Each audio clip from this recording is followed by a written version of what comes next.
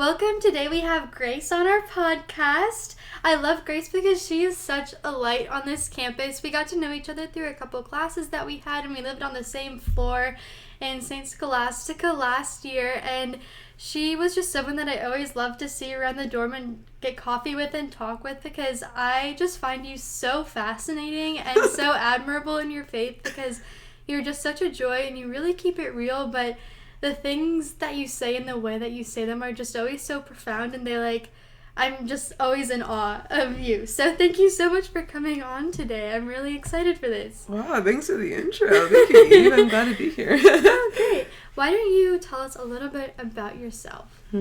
Okay. Let's see. I'll start with my family. I think that's a good place to start. I have 5 siblings. I am the middle of those. So I have 2 younger and 3 older. You can tell that I was definitely the youngest kid for a while, because I love putting on plays, putting on shows when I was little. I love drama, still do. I mean, not in the, tea time sense, but right. And then when my 2 little sisters came along, it was definitely an adjustment. I wasn't used to being I wasn't used to being like the older sister, but they're wonderful. They're like 2 of my best friends. Their names are Abby and Marielle, so they're wonderful. And then my older siblings are awesome too. And let's see, I have been brought up Catholic my whole life. I was baptized a couple months after I was born. Awesome thing. And I was brought up, and I went through Catholic schooling my whole life, K through high school, and now too. So only been to Catholic schooling. Yeah, I went to St. James. I'm actually wearing a sweatshirt right now. St. James Academy. Oh, yeah. A lot of people go there. St. James kids. Yes. Classic. But yeah, it was a really wonderful... High school was wonderful for me. And I think, I'm sorry, I'm kind of blanking on things to share about myself. Education... I was going to say, are you still in education theology? Okay, I am not. I am currently doing... I'm majoring in theology, and then probably minoring in philosophy, maybe majoring. Ooh, okay. Yeah. Okay. So, still want to teach, but... But not actually doing the major? Yes, not doing the major as of right now. So, we'll see. But yeah, right now I've switched. I think I've known I wanted to be a teacher since... Well, when I was younger, I wanted to be a zoologist. Oh. Because I really liked panda bears. Cute. And now... Yeah, throughout high school, I had 2 amazing theology teachers, and I was looking at them, and I was that's what I want to do. Yeah. They're in love with the Lord, and they're sharing this with so many of my classmates and changing their perspective. So I was that's what I want to do. So. Yeah, do you have an idea how you want to run your classroom? I think there's a lot of different ways to teach theology, but do you think you have an idea of how you want to do that? That's a good question. I actually just went on a walk the other day with a friend, and we were just talking about how the pedagogy for theology, the way you teach it, is really difficult, kind of. Yeah.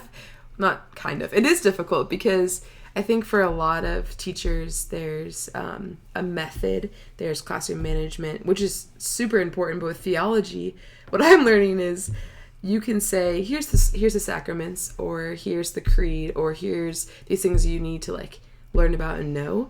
But at the same time, it's sacraments are such a mystery, such a grace from God, that I cannot define what the beauty of baptism is. And so sometimes I think what happens in schooling is we memorize baptism is blah, blah, blah, blah, all of these things. And okay, I fully understand what baptism is.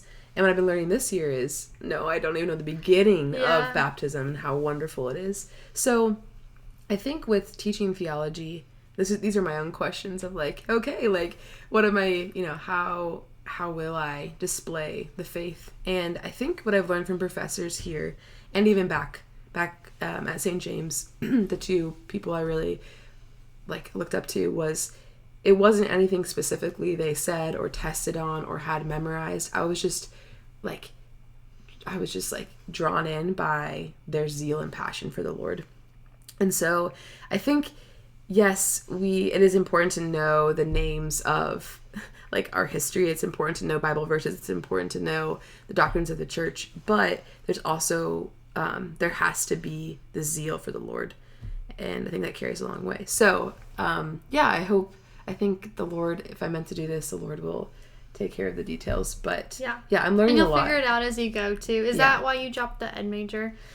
Was because it's like, I agree that theology, because initially I was education and theology. Now I'm just minoring in education because I was kind of like, well, I'm not even going to really be certified to teach because the state can't certify you as a theology and education major. So it's kind of like, not like what's the point, because I see the value in getting the major, but I know that teaching at a Catholic school, like, I'm not going to need a major, and there's a lot to learn just by doing it and by what we've experienced from theology teachers, and we're getting really well formed in general being here. Yeah, I dropped the major for a lot of little small and big differences, but I really do think it's important that, I think it'd be wonderful if there was like this overlap between how to teach theology classes. And I honestly, I dropped it for a lot of different reasons. I took different classes last semester that opened my eyes to different things. I also, a main reason too, is I'm just not sure I'm like going to stay in a classroom permanently. Like I would love to do like work in the parish or work for like a little other community, or even like, I'm not sure what my future holds. So even like, I'd love to like homeschool maybe, or even I don't know, so I have no idea. So I think that was one reason. And another one is just I took a intro to classical education class, and that really like blew my mind about education.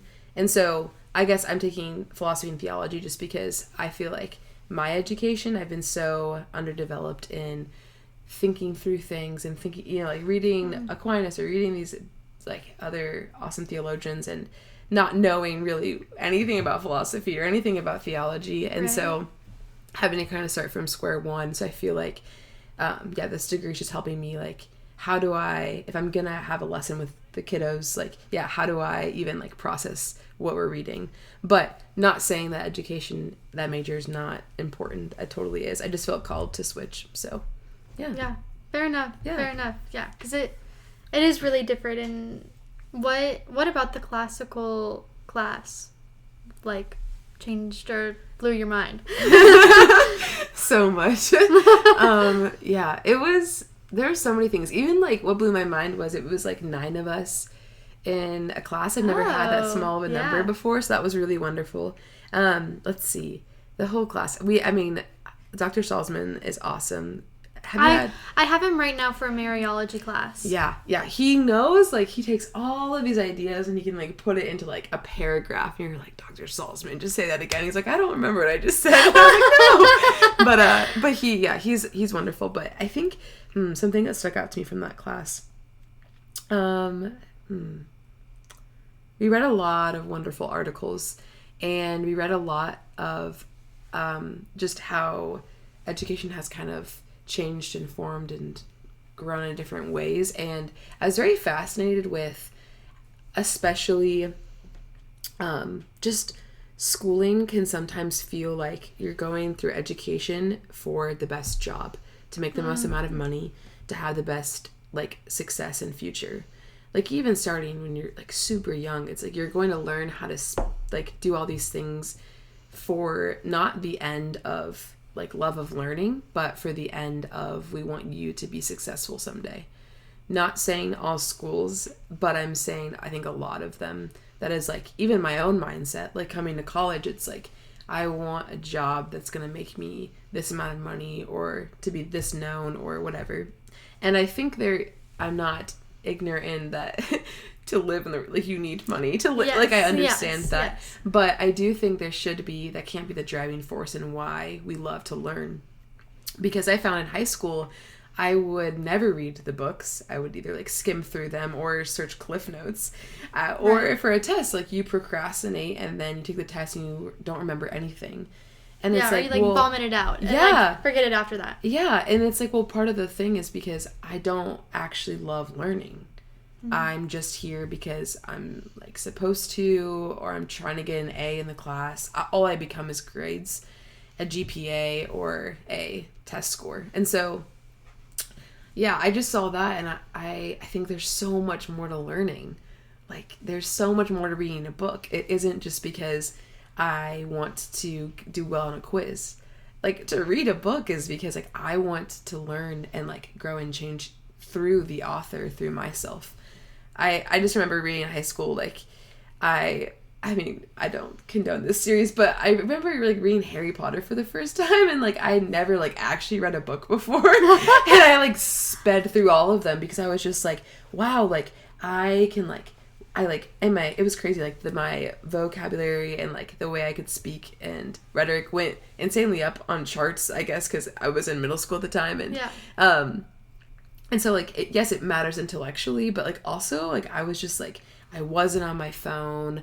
I was excited by something that was, like, teaching me something. So anyway, I'm very big on that. Reading isn't the only end, is not just because I want to get an A in the class. So yeah, I think that's actually, it's really interesting you bring that up, because that's something I've been thinking about a lot recently, because right now I'm between, like, 3 different career paths, and I don't really know what I want to do, and I'm the type of person who, like, I like to know what I want to do, and right now I'm between, like, being a theology teacher, a Catholic public speaker, or a wedding planner. Like, a Catholic wedding planner.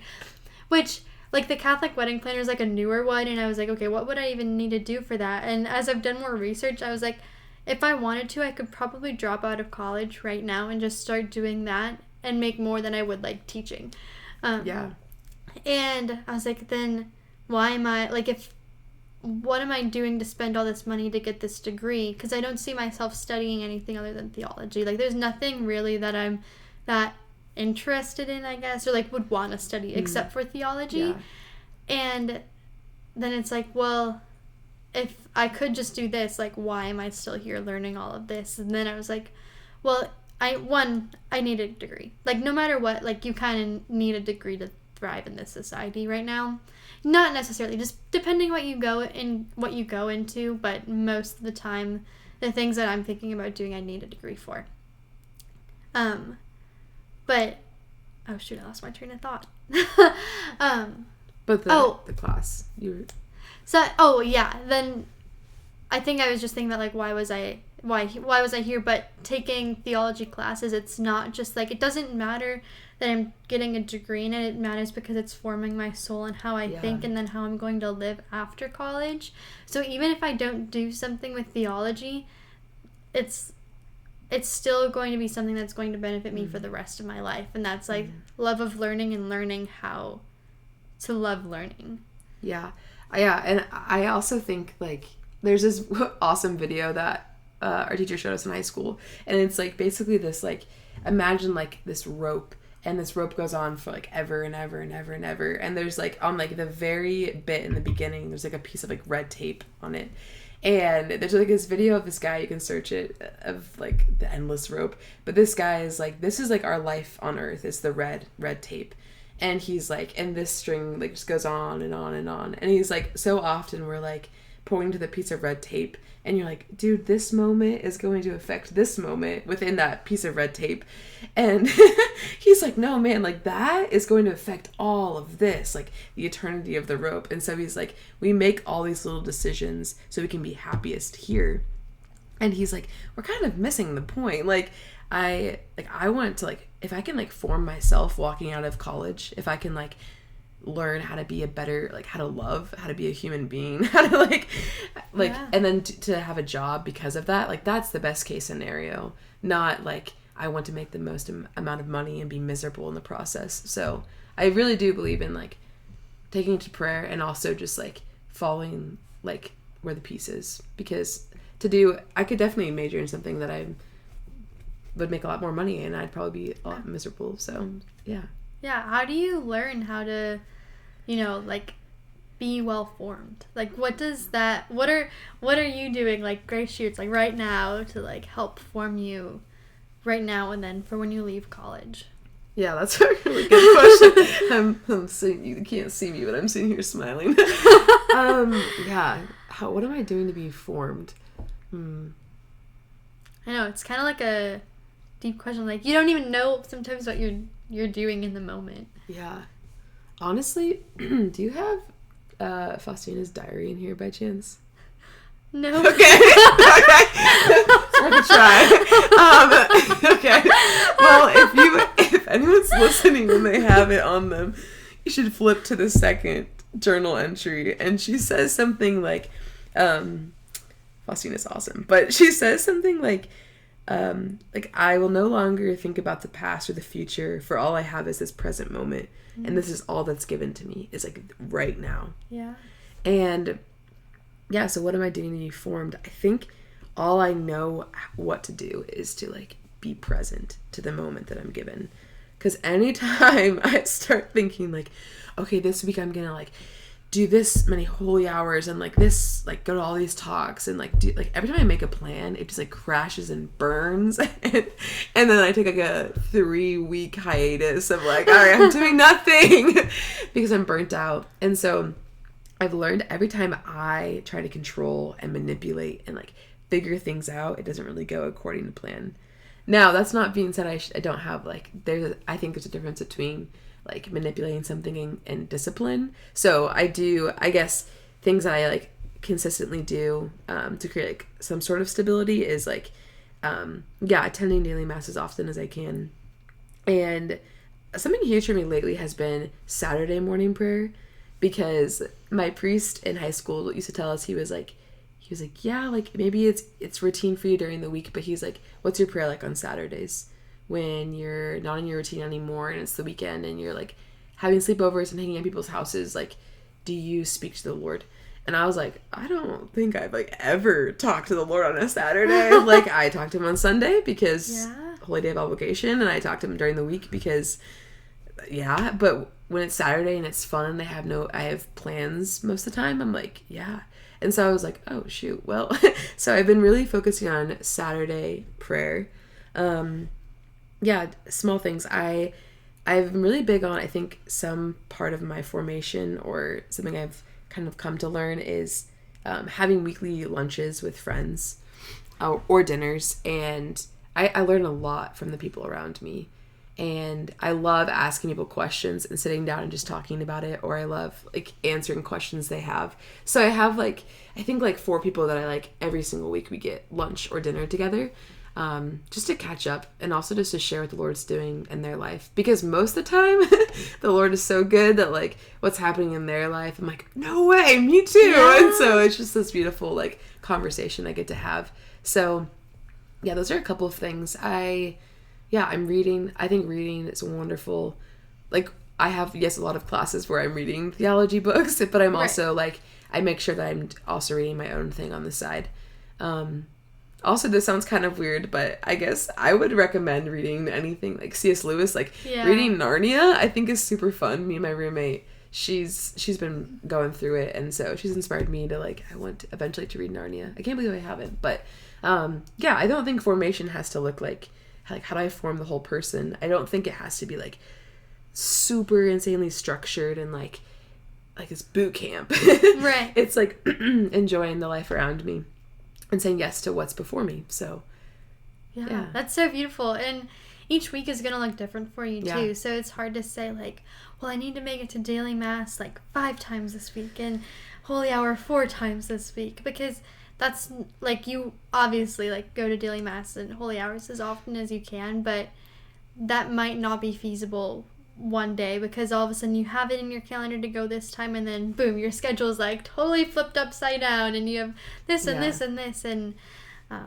but when you make time for God like on Saturdays and even when you're busy, it's almost like you have more time during the day because you're so much at peace and your stress like is alleviated because you took time to pray and recenter yourself, and then you can go and continue living your life in such a better way. And I know this week for me was like so overwhelming. I have a retreat tomorrow and like getting back into doing school and stuff and trying to make time for like at least a holy half hour like every day, or making it to daily mass when I could was such a great way for me to like take a step back and remember, like, I might be getting 6 hours of sleep every night this week, but I can still make it through, and having that prayer time really, really helped. Yeah, I guess another thing I forgot to mention that I think is super wonderful and a game changer is a holy hour and in the morning.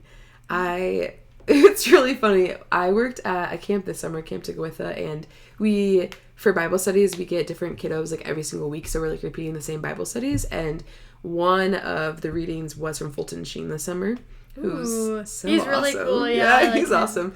And he's kind of feisty, but not feisty, but he just says it how it is. And I love that. So it's this like wonderful paragraph about, I don't know what it's from. I've been trying to find it and I can't. But he basically says like the holy half hour is like, we're in this like modern rat race of life where everything's trying to get our attention. And especially the devil trying to distract us from what's most important. And so he was like, we have this illusion that we're doing all these things when really we're not. Like I can be like, we think productivity is better than like, kind of better than anything else. Like if I can be productive, like that's the best case scenario. When the Lord is like, I want you to be still or be at peace, which he still wants you to, do things, not just to like sit there. But we idolize productivity, I think. And so Fulton Sheen is like, I've made a commitment to like sit down with the Lord holy hour every single day. And so he said, I rarely get a break throughout the year, which I can't even imagine what it's like to be. He's Archbishop? Bishop? Yeah. And so he was like, I had a break, but I still did my holy hour, and I was so tired, and I sat there, and I fell asleep. And he's like, I woke up, and I asked the good Lord, like, did I make a good holy hour? And the Lord just replied, you made it like the first disciples, like in the Garden of Gethsemane when they fell asleep. And he's like, so I stayed for another hour because he was like, okay, I got the hint. But and so reading that, my roommate last semester, she was in Italy now, so if she's listening to this, I don't know, but Erin Kelly. I reached out to her too. I was like, you want to be on this? She's like, well, I'm in Italy. And I was like, oh. She's awesome. But I told her, I was like, she's like, what are your goals for this semester? And I was like, I really wanted to do a holy hour and like once a week. And she was like, doesn't Fulton Sheen, because she also worked at the camp, she was like, doesn't Fulton Sheen talk about it every day? And I was like, yeah. She's like, let's do it every day. And I was like, okay. And so like most mornings it was like I can hear everything when I wake up, but I would act like I was still asleep when she got up because I was like, I don't want to go. And then she would like come over and be like, all right, it's time to get up. And I was like, okay. So at first I was like, okay. And then by the end I was the one waking her up, and I was like, time to go, time to do this. And I think, I just challenge anyone to just try, because it allows so much like you're anchored in the morning of like, this is the first before the day has begun, especially like if you get up super early, it's like everyone's basically still asleep. It's still dark outside. And you just like get to be like, your first moment's going to be with the Lord, and it's so intimate. It's so good. So anyway, that's another thing I'd pop in there. Okay. Yeah, I am going to have to think about that in my personal life, because I've been trying to do that more. We live literally right next to like 24-hour adoration. But even then it's hard to make it down there. Like it's hard to force yourself to be like, okay, I do have the time for this, because in your brain there's like so much you have to do. And I was even telling my roommate this morning, I was like, I love weekends, but I hate weekends because it's Saturday and I woke up 4 hours ago, but I feel like I haven't done anything today. And she's like, well, you've done everything that you need to do. And I was like, you're right. I have done everything that I need to do, because, whatever I got done today, it was like not a stressful morning, and I did get some stuff done, but it's okay if not everything is checked off my to-do list today, because I'll have time to fit it in elsewhere, and it's going to take time to rest instead of being like so in control of your time. And that's something I struggle with too, is like letting go of my control with my time, because I'm the person with the hour by hour color coded planner. My to-do list is like right next to it, and it's always so long, and it's like there's just so much going on in my mind. And I need to learn how to take a step back from that and be like, this time is not my own. Like I'm not in control of my day-to-day, no matter how much I try to be. And you just need to take the time to rest. How do you find time to do that as a college student? Oh, that's good. This is also hitting on one of my favorite versus Ecclesiastes 3, which I talked a lot about I would not shut up about this verse last year. So I'm sorry for anyone who's hearing me. I feel like I'm a broken record? Is that the phrase? Yeah. Okay, yeah. It's another thing. Ecclesiastes 3. One of my goals for this year is to memorize things a little bit better. So I want people to like just spew off something. But Ecclesiastes, I think it's so cool. People do it. I'm like, wow. That's great. Ecclesiastes 3 just talks about, it's called like a poem on time. And so it's the one where it says like, there will be a time for war and a time for peace, a time of silence and a time to speak, a time of dancing, or a time of mourning, a time of dancing. Like, it does all of these things back and forth. A time to scatter stones, a time to gather them. I actually know a little more than I thought, but... that's pretty impressive. It's because it's a Mumford & Sons song, too. So, okay. Yeah, I recommend that song. I'm just recommending a bunch of things. I don't know if I can do that on here, but... You can do whatever you want, yeah. But the ending, or I think it's either the beginning or the ending verse, is God makes everything beautiful in its time. And I love the poem so much because of all of the categories like mourning and rejoicing and war and peace, all of those things are so out of your control. Like, you would never, you can't choose that. I think, yes, you can choose, choose joy. You can choose to be joyful, or you can choose to have a different attitude on something, but like, the Lord is really the one that gives different seasons and different times in your life for different things.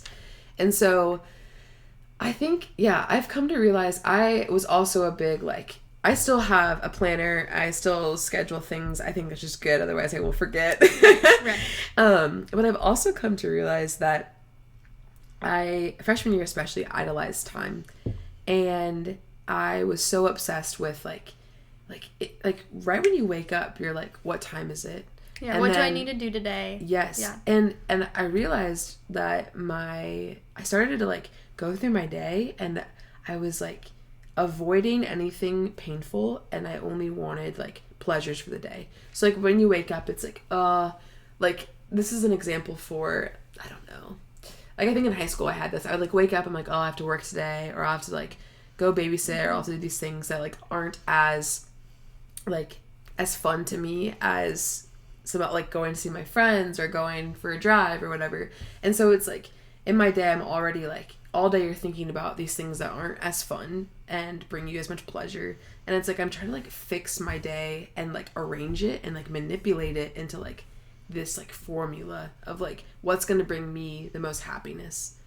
And I think there is some good in that of I want to look forward to things, but I also I don't want to be ruled by anxiety all day long of things I don't want to do. And also they're probably good for me to do because it's not all about me. I hope I get to a point where I wake up in the morning and it's I can't wait who will be before me today, or what can I do for others. I think my mom is a really good example of this. And so we just talked about this, and I was just everyone will not stop talking about time. What time is it? Class times. Everything's dictated by times. And we always have our phones on us, our watches on us. We're always constantly reminded of what the time. And I think often a lot of people in college say there's not enough time in the day. I can't fit it all in. Mm-hmm. And yeah, I was just really frustrated because I was just there is a gift to time. And we're just not seeing it. I don't understand. And so, yeah, I took out a lot to prayer into reflection. And I read Ecclesiastes 3, and I just realized, okay, there has to be a balance between, what is time given for? And Peter Kreeft, I don't know how to say his name. He's an awesome author. He talks about how fish, when they're in water, if the phrase oh, you're like a fish in the water, it's you're thriving, you're doing wonderful, you're just swimming through things. And he gives this analogy that humans, in his book, which is awesome, 3 Philosophies of Life, he says that we are just fish are surrounded by water, and yet they never complain about it, which they're fish, so I'm not sure how that would happen. But he was like, humans are surrounded by time, and yet we can't stop thinking about it. We're not thriving. And so he's like, that must mean that humans are made for the timelessness, that we're made for eternity, and that we're not made for time. But we are in time right now. And so, like, what will I do with the time that is given me? And so, yeah, so this is a long answer to making time. The things I set in stone are most important to me, and there is enough time in the day. I don't know. This is hard to say, I know, because I have people with different majors and different studying and all this stuff, but what comes first and foremost is, like, if I look at my day, I'm like, here's my prayer time, here's my classes, and here's, like, my study time, and then here's, like, obviously what I'm going to eat. And I've worked in, like, a lot of, like, friend time into those things, but then, like, non-negotiables is, like, my prayer time. And so, like, everything around that is framed and gives fruit.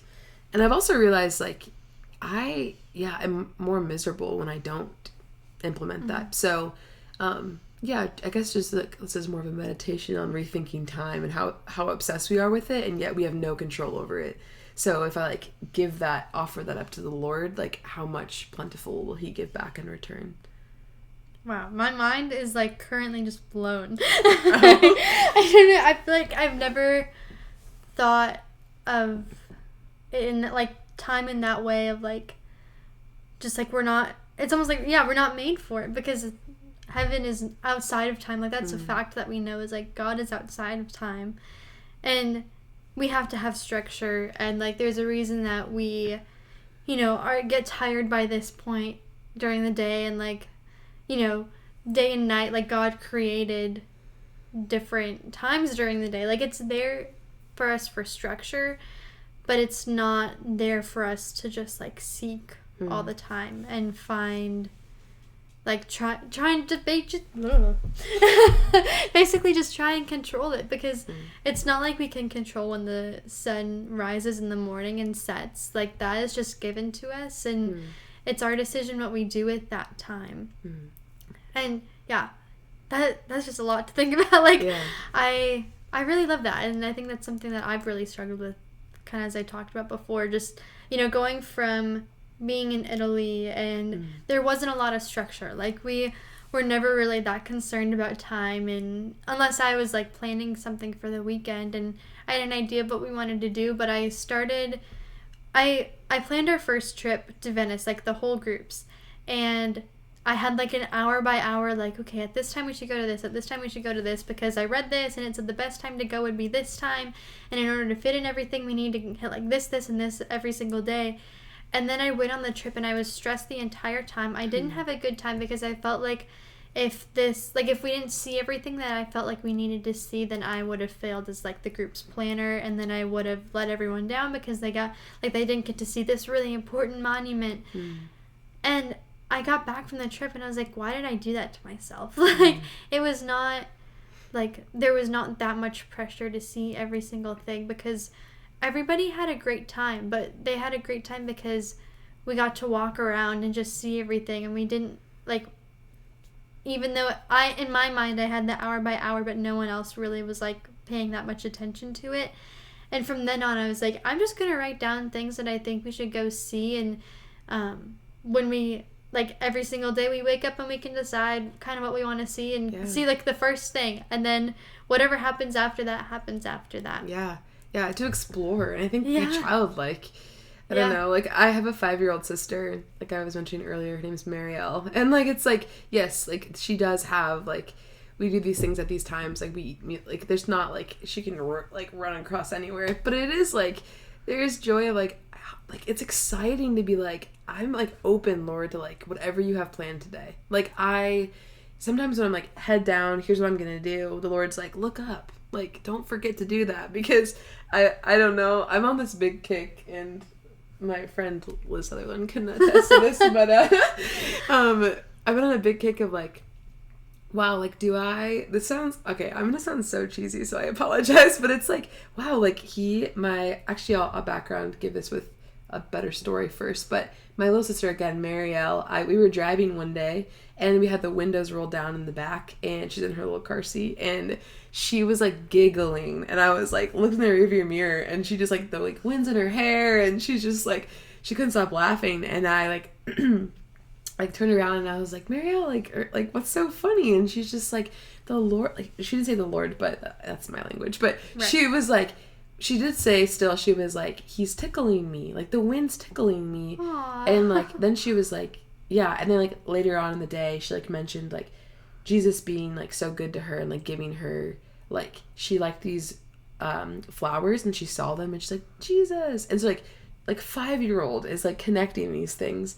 And so it's like no surprise to me that the Lord is like be like children. And so lately I've just like, wow, like how cool is wind? Like that's amazing. Or like how cool are branches and like a leaf. Okay, now I just sound kind of crazy, but like if you look at a leaf, it's like there's so many like, I don't know leaf terms, veins. What are the little, I really have no idea. Veins, yeah, are like so intricate. And even today I read like a verse about the palm of your hand, like it's like he knows every detail. And so like sometimes if you ever see me staring at my finger, don't be alarmed. It's just like wow, like a fingerprint is insane. Like there's so many intricacies into a fingerprint. And so I love like, yeah, just like being able to like get lost in like the wonder and awe of it all. Like this is like, he has made this for us, for you, for me. And so yeah, sometimes when I get too timely, too scheduled, it's like I miss all these treasures. Like this is the living, this is the highlight of my day, is like walking up the Abbey Hill again and like stepping in mud. But it's like, whoa, like mud is so fun. Like that's insane. So I don't know, now I sound goofy, but yeah, I think we should look around more often. I definitely agree. I remember yesterday maybe I was walking and I was like, it's such a beautiful day, and then this huge gust of wind hit me and I was like, oh great. Like, yeah. Man, it would be so nice if it wasn't so windy out. But really it should be like, wow, it's such a beautiful day and it's windy out. Yeah. How incredible is this? And getting lost in that, and just like the wonders of the world and looking around you and paying attention to it. And I remember my freshman theology class, my professor one day was like, why are there dinosaurs? Like, why did God create dinosaurs? And he's like, really, he created dinosaurs because little Timmy, 5-year-old Timmy living in some random city in Alabama or, wherever, loves dinosaurs. So God created dinosaurs so that little Timmy from a small town in Alabama is like, can play with the dinosaurs and imagine dinosaurs in his backyard. Like, that's why God created it, not because, like, obviously there's a necessity for everything, but just because God loves us so much and enjoys our being so much that he creates things for us to enjoy. And it's interesting to think of like those things like wind or stepping in mud. It's like when you see that and it's like, oh shoot, like why is this mud here? Like now my shoes all like da da da da. But like God created that, so it almost be like if you created something and gave it to someone and something happened to it and they're like, oh shoot, why did this cause an inconvenience? And then it's like a hurt within your heart, like, oh no, I made that for you, like you're supposed to be enjoying that. Now you're complaining about my hand turkey. It's amazing. Yeah, what are you talking about? It looks great on your wall. Yeah, you're starting to sound like, just like, John Paul II talks about this all the time. He's like, everything is like given to us. Like it's a gift. Especially if I can notice this in nature, like if I can see like how wonderful a tree is, then how much more could I see the person in front of me?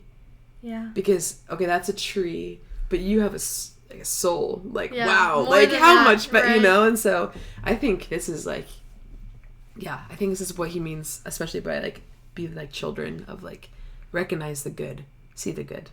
Yeah. I think you remind me a lot of like what they've said about Mother Teresa in that sense of like, anyone that she met, like she saw them and like they could be in a whole group of people and she'd be going around shaking everybody's hand. But for that 1 second that she was shaking your hand, you were the only person in the world that mattered to her. And, like, how beautiful is that? Like, she was obviously a woman who was so busy, but for every single soul that was put, like, in front of her, she paid, like, due attention towards and, like, above and beyond anything else. Like, I was listening to another podcast of someone who met Mother Teresa, and he was like, not actually met her, like, literally, like, she just shook his hand, and he was like, I can just remember her shaking my hand, and it was like the kindness I felt towards her. Like, she hardly even said anything, she just smiled at me, and it was like she knew me and, like, knew who I was, and, like, as an extension of that, like, because she was so close to God that it was like a you know, like a shining forth of his love through her. Wow. Yeah, I want to be like that someday. Yeah, I know. I always think about it. I'm like, I wish, like, I hope one day I can be like that. Yeah. Okay, something I really wanted to talk to you about was veiling, because you have talked to me about veiling before, and I just remember being in, like, total awe of what you said about it. So can you tell us maybe, like, how you started veiling and your journey with veiling? And maybe we should actually take a step back. Let's talk about what veiling is, just, like, in general, for people who don't know.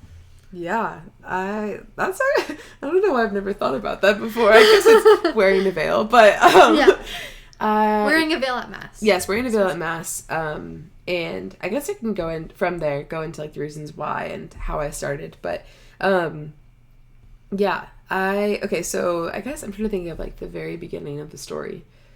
Okay, I think the first time I ever heard about it or thought about it was I was at a Steubenville conference, and they, like, asked, I think they still do this. They ask anyone who's, like, thinking of, like, religious life or the priesthood to come down. Right. And so I was, like, watching all these, like, people go down, and I think I, like, remember seeing someone, like, wearing a veil, and I was like, what is that? Yeah. Like, I honestly thought it was, like, if you were, like,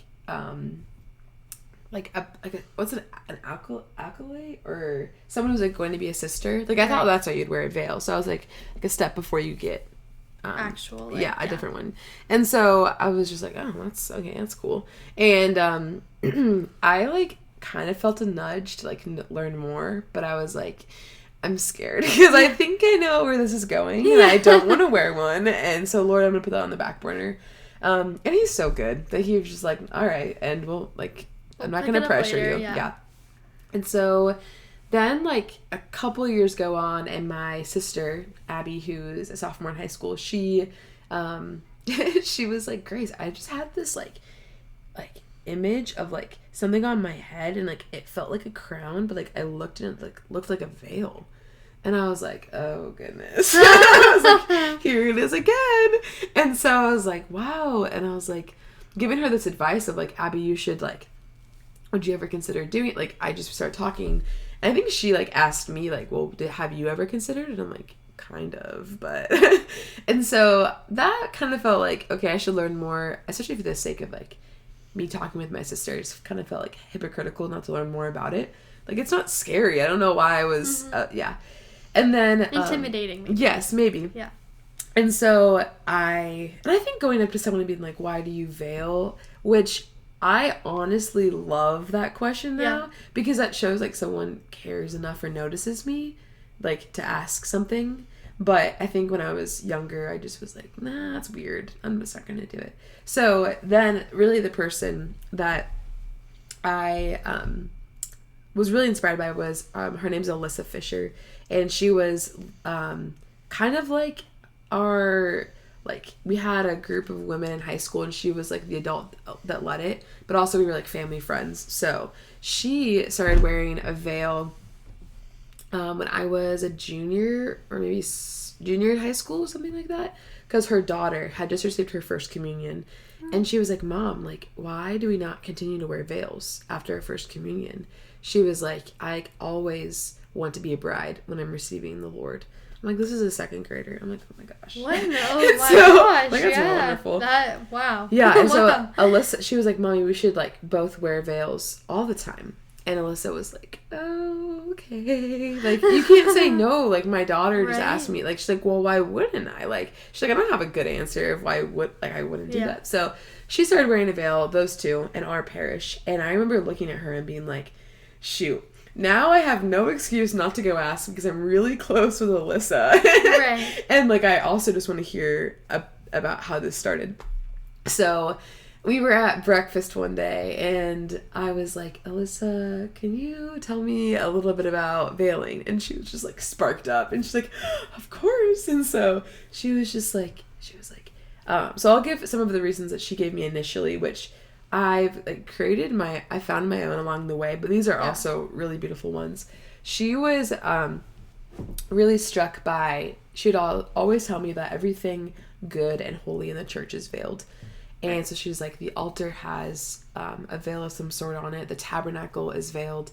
And even like, I just realized this, like the tabernacle, like, yes, has the doors, but also most of the time, especially like in older churches, has like a veil also within the tabernacle. The priest is wearing vestments of like a veil of some sorts, you could say, covering him. And then especially Alyssa talked a lot about the chalice, how when it has that white, like, I think I should know more of the lingo. Yes, but it's not a patent, but like the cloth over the chalice. And so she was like, everything that like is good and holy, it has a veil on it. And she was like, especially anything that can bear fruit. So especially like the chalice that pours like the wine, the fruit, inside of the cup. And so she was like, just like women, like we bear the fruit within our wombs. And so she was like, we are good and holy and like something that can bear new life, just like the church. And we replicate the church in this way. Like we are the church. We are like Christ's bride. And so I was like, okay, that's pretty awesome. And then she just like, we continued to talk and she was just like, honestly, like every time I ever get distracted in mass, all I can see is like the outlining. When you're wearing a veil, all you can see is like the outlining of a veil. And so mine too doesn't have a clip, and so mine goes down a lot. Yeah. Which I've thought about putting a clip in it, and I probably will someday. But honestly, it keeps me like refocused. And that's another reason of like, all I can see is the veil, and I'm like, wow, I'm somewhere holy. Like, I'm in the midst of the Lord. Like, this is not just a building. This is a church. And so it reminds me, like, I am in the liturgy. Like, this is happening like right before me. Like, I need to remember where I'm at. I shouldn't just like zone off in like La La Land.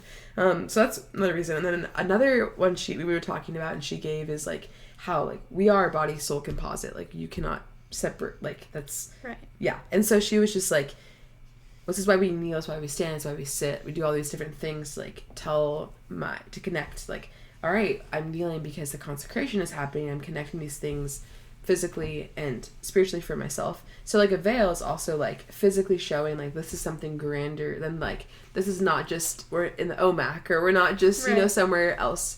So those are like a couple of reasons that she gave. And then I think along the way I've kind of added or just found new devotion to different reasons. I think right now I would say it's a really big devotion for me to Mary. And I just I mean, she's always seen normally wearing a veil, and which is obviously very accustomed of the time. And I don't really know. I think I'm more ignorant on the history of veiling and when it went away, and now that it's coming back more. But I never really did it because of any. I think a lot of people do it sometimes to send a message or to. I don't know. I really didn't. I was just so drawn in by like, wow, like I want to remind myself that like he delights in me and like he thinks I'm worth like, I mean, a veil is just like, I don't wear it anywhere else. I think the intricacies and like the lace of it is like so pretty that I'm like, wow, like, and you want to put a veil on me, Lord? Like, this is okay, cool. That's awesome. You think I'm beautiful.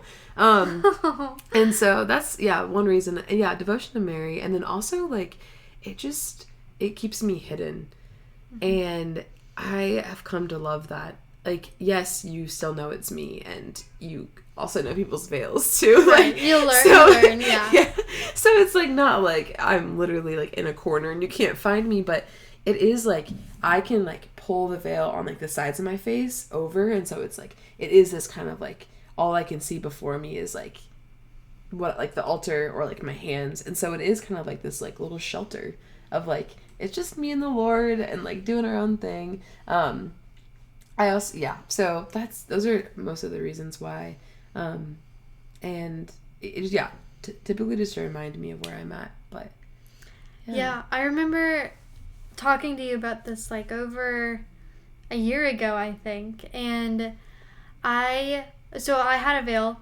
I went to Italy. It's blessed by the Pope. I come home from Italy. I have no idea where it is. It's really like, oh my gosh.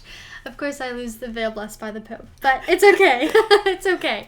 St. Anthony. Yeah. I've been looking for it, and I'm sure I'll find it. I know I will. But I had to get a new one. But for a while I didn't have one. And being home and veiling is a lot different than being at Benedictine and veiling. Because this is where I, like, started veiling, so it means a lot more to me. Not that it doesn't mean anything to me at home, obviously, but it's just more, there's, like, a sentimental feeling to it, especially being back at Benedictine after being gone for so long. And so there was 1 week where I didn't have my veil because it hadn't come in the mail yet, and then this last week I did have it, and I remember sitting there without the veil, and it was, like, where I started.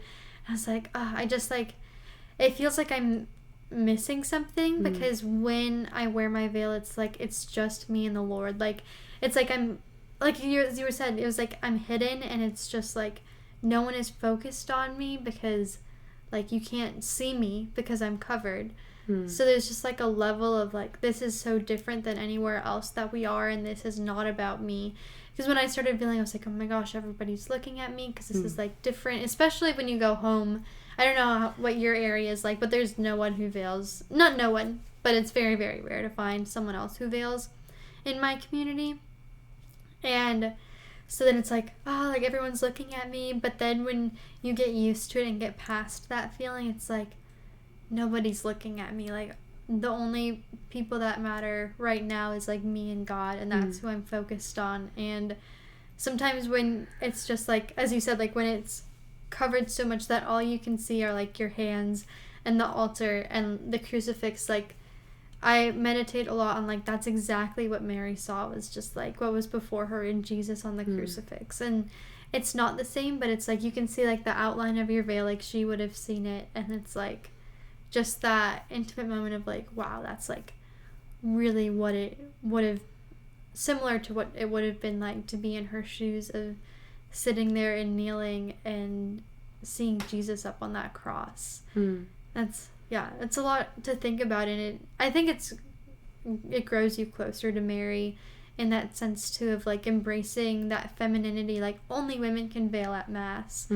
And it's so beautiful, and I really love it. So I'm really appreciative towards you for, you know, talking me into it and getting me over, like, the nervous little bump of, like, oh my gosh, this is, like, so new, and I didn't really know a lot about it. And I didn't really know beautiful. that I didn't know that I did. That's we awesome. we got, like, coffee at Cafe 62 randomly one day, I think, after our education class.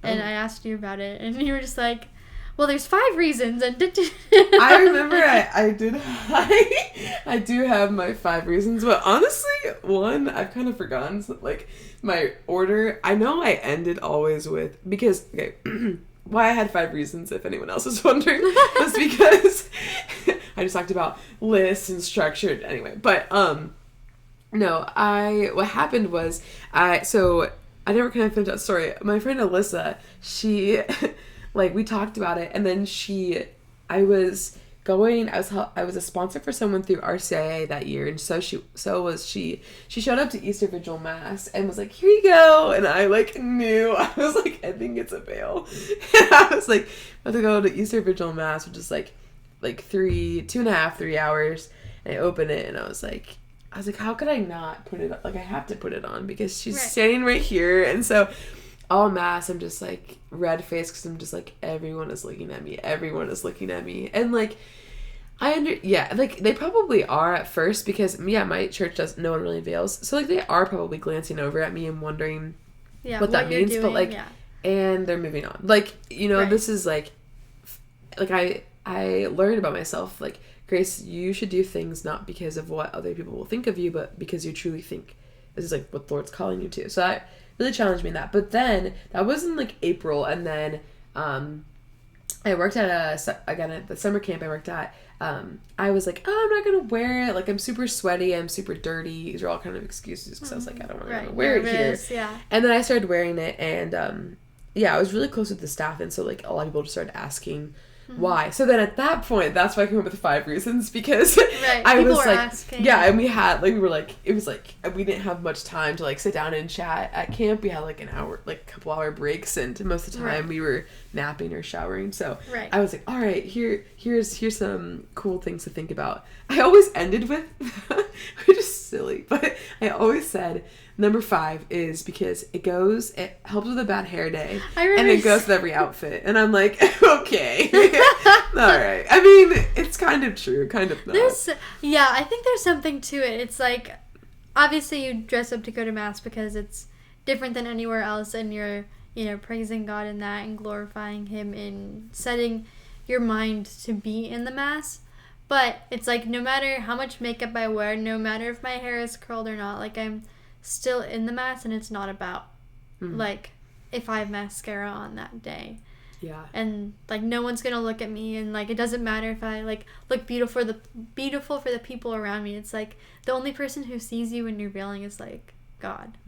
Yeah. Yeah. I also really love just like the colors and what they represent, but also how thin the veil is. And so I was talking to my friend Grace about this, but we were just saying like why is it that like you can still like see like your hair most of the time through the veils. And we were just talking about how thin at Mass, how thin the veil is between heaven and earth. Like it is like heaven coming down. And so it is like, it's supposed to remind us of like, wow, this is like this veil of the Lord coming to us is so thin, which is really, really beautiful. And yeah, also the colors I think is awesome too. Like most of the time you don't have to do it this way, but like I think traditionally is women who are single wear white, and then women who are married wear a darker color like black, or I've seen like any color, but like burgundy, just because like the last time you wear a white veil is on your wedding day. Yeah. And then and you're married, so it switches. But I've seen, I don't think it really matters, because seeing people who are married who wear white, and so, but I think that's pretty awesome to, like your first communion you always wear a veil, and your wedding you wear a veil, and so it's really awesome that in between I'm also wearing a veil. So yeah, that is really beautiful. I love that. Another thing you had mentioned, which was like one of my favorite reasons for why you veil, was that like when you walk down to receive Jesus, it's like your wedding day, like you walk down the aisle, and you wear a veil because you do that every single time you go to Mass. Like you walk down the aisle to Jesus and meet Him at the end of the aisle and receive Him. So every single time you go to the Mass and receive the Eucharist, like it is like a heavenly wedding and a heavenly feast of preparing for that. And I just thought, I was like, my mind is blown when you told me this. I was like, oh my gosh, you're right. Like really, like you look forward to your wedding day for years and years and years and years. Like when you're younger and you think about it and think about what kind of dress you want to wear. But it's like with Jesus, you do that every single time you go to Mass. Like you get to celebrate that every single time.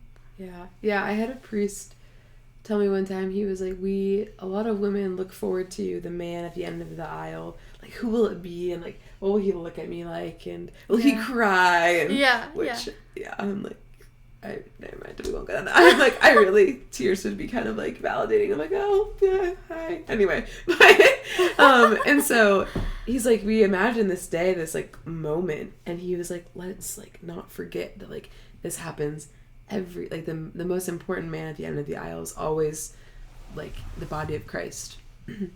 And so I was like, oh shoot. And I think I've told people too before, it switches sometimes, but especially when I first started wearing my veil, I was walking down, I would like in my head be like dun dun dun dun dun, dun. Because it is like I'm His bride, and like it helps me like, wow, I have no idea how to receive you and like what to do in this moment, but I recognize that this is something bigger than what meets the eye. So like this is exactly who I am, like coming to you in this moment. Like I don't understand what this all is, but I understand enough to know, like, this is a special moment and it's so different than anything else I'm going to do today. And, like, this is, like, the climax and the best part of my day is meeting you at the end of this aisle. Yeah, climax of your life. Yeah. Yeah, right, you know? Yeah, totally. Yeah, I love Balthazar says, like, I understand that I don't understand. Mm-hmm. Like, yeah, I don't understand who I'm receiving, like the capacity and the grandeur of it, but I understand that I want to be, like, struck in the mystery of it all. So yeah. I remember watching this talk from Father Mike Schmitz, and I think about it all of the time, where he was sharing the story that his friend told him about his wife's dad. So yeah, so the day after the father and the mother got married, they go to mass and they sit back in the pew, and, like, he just starts, like, bawling, like, and the wife's like, you know, just married him, like, sitting there like, what in the world is going on? Like, why is he crying this much? And she talked to him afterwards, and he was like, receiving Jesus like that, like, that's exactly what happens, like, at our wedding and on our wedding night, is, like, that full, like, this is exactly who we are, like, this is my body given up to you and given for you. But we get to do that every single time at the Mass and receive Jesus in, like, and connect him in, like, every part of our being. And it's just so beautiful. The Eucharist just is so incredible and such a gift. And something I didn't understand for a really, really long time, but, like, the more you go to Mass and the more you spend time in adoration, I think the more you appreciate it.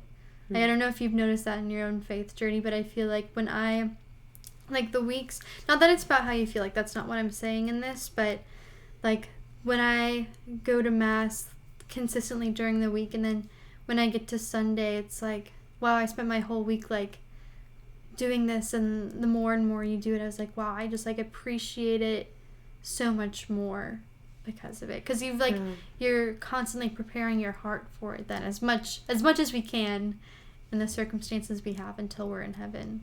Yeah, and, like, the Lord takes you where you're at, and so I think that's, like, the most grace I've found through it all is, like, yeah, like, I think it's John Vianney who says, like, if we understood the Mass, like, if I fully knew, I would die of joy.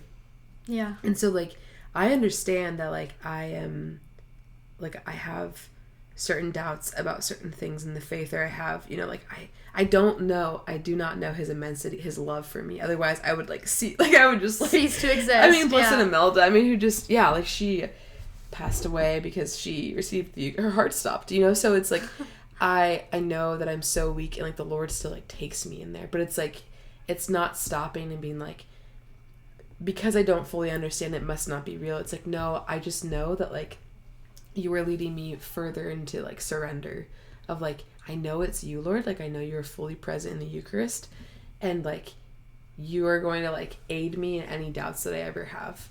And so I think, being really patient with yourself. But I would say, like, going to daily Mass is so beneficial for, like, recognizing him more, because if I, like, am wanting to believe and truly, like, striving to, then, like, if we truly believe, like, what the Eucharist is, then I would go daily. Like, you know, I want to show up as often as possible, because that is the that's it. Like, this is the pinnacle of everything is the Eucharist. So I think then, like, Sunday is just, like, again, like, reminds us of Easter and just, like, this glorious day. So he's so good.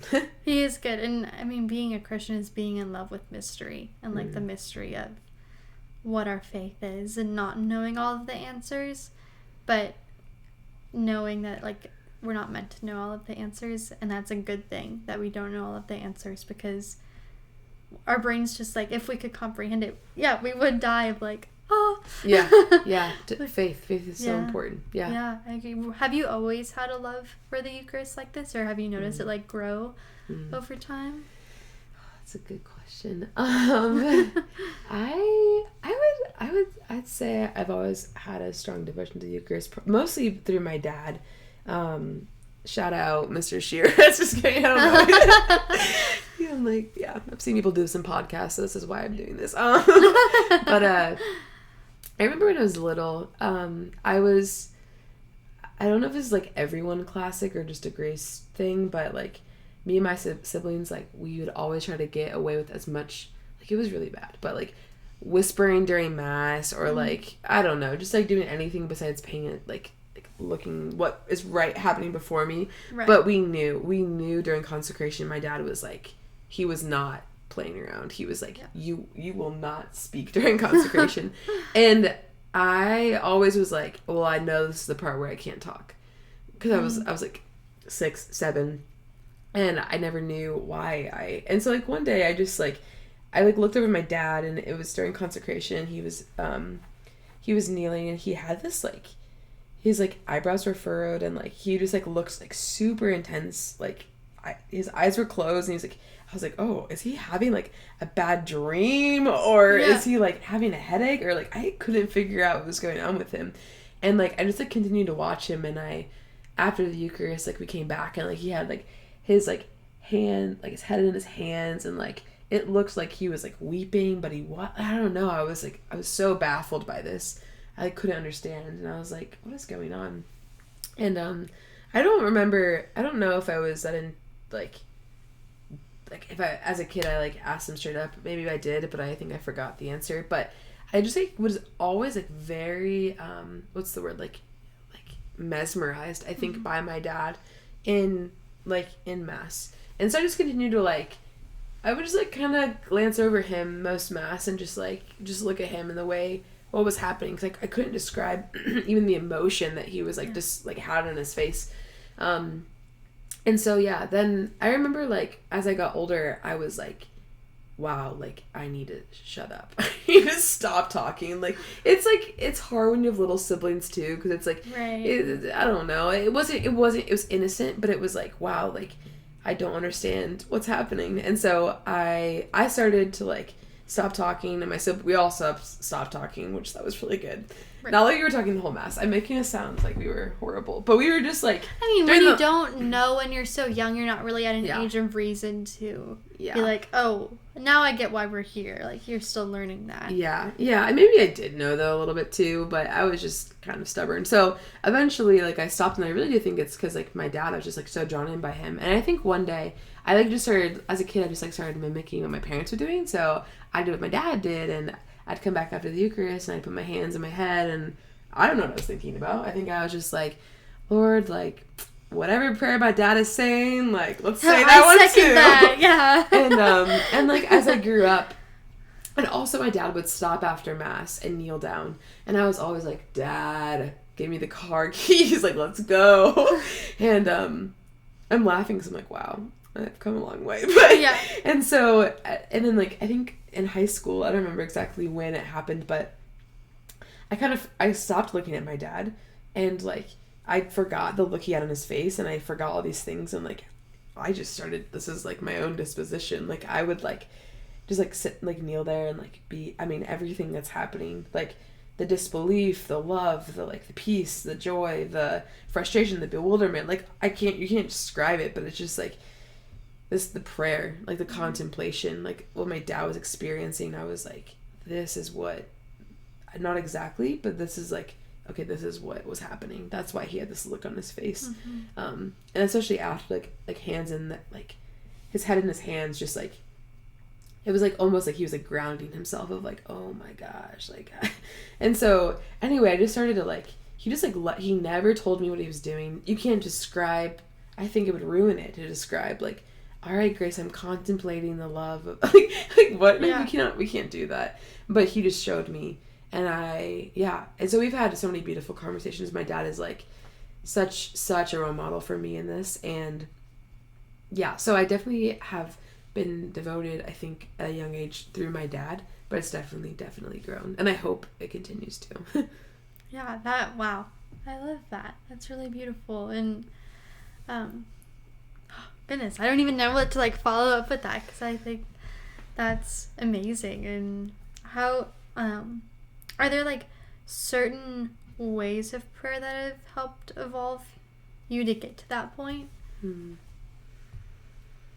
Yeah, honestly, I have a hard time with questions about how does prayer work and all those things, because I'm still trying to figure out all the answers, because I don't really think there is like I think it's beautiful to like, prayer, yeah, is a conversation with the Lord. And I've also, I was talking to someone else about this the other day, and they also added, they were like, it's, the Lord is like always speaking, like speaking to me, but like even more importantly, like he is like speaking things into existence. Like he is constantly like, like he is considering me at all times. And so like this conversation, I think prayers, when I finally realize like that he is speaking to me and like I'm going to reply to that. So I think that's a good way of thinking about it, because I don't have to be in a chapel to be in prayer. Like when I'm walking, like, and I'm recognizing things, I'm like, oh Lord, like I realize that like this is like this again, back to the tree, like this tree is good, like that is like a conversation with the Lord.